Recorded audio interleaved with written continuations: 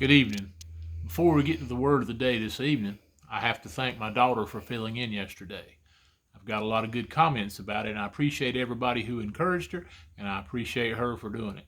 I think she did a great job, and she may have to substitute again. For today, however, the word of the day is day. Yesterday was a long day for me. I left here very early traveling to the eastern part of the state. A good friend of mine from college lost her father, and the funeral was yesterday evening. I traveled to another friend's house, and he and I both went and attended the funeral.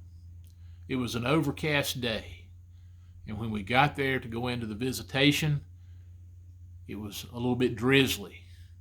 It was almost as if the day was saying, "This is a sad day." And it is a sad day when you lose someone. We went in and visited with the family, and we had a few minutes before the funeral. And when we went into the funeral, they had the funeral. It was, if you can say a funeral is good, it's a good funeral, because they talked about all the many things that this man who passed away had done. He had been an educator and had an impact on many young lives. He had worked very diligently with the fire department in his community and done other things to help build up the community, and worked tirelessly in his church. So it wasn't really sad about the fact that he didn't know where he was going when he left here. The sad part was about the fact that he was gone, that he left behind a wife and a daughter, a son, granddaughters, and great-grandchildren. And they were going to miss him, and he was going to be gone. After the funeral was over, it had begun to rain even harder. And as we drove back to my other friend's home, it was a difficult drive. It was a dark and dreary night, and I thought how sad this day has been. And as I thought about that, I remembered there's a verse in the Bible that says, "Mourn with those who mourn and grieve with those who grieve." And I thought about how this day had done that. We had mourned and we had grieved together. We had celebrated a life, but we mourned the fact that he was gone. When I got back to my other friend's house, and as we were getting ready to go to bed, it got even worse. There was a thunderstorm that came through with high winds and heavy rain. It was as if the day was mourning with us. But when I got up this morning, my friend lives on the water.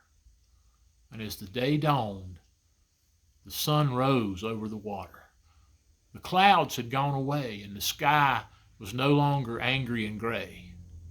It was a beautiful, bright day. And as the day went on, it got even brighter. And I couldn't help but think of another verse that says, "This is the day that the Lord has made. I will rejoice and be glad in it." And as I thought about that, I thought about some of the things that they had said in the funeral message.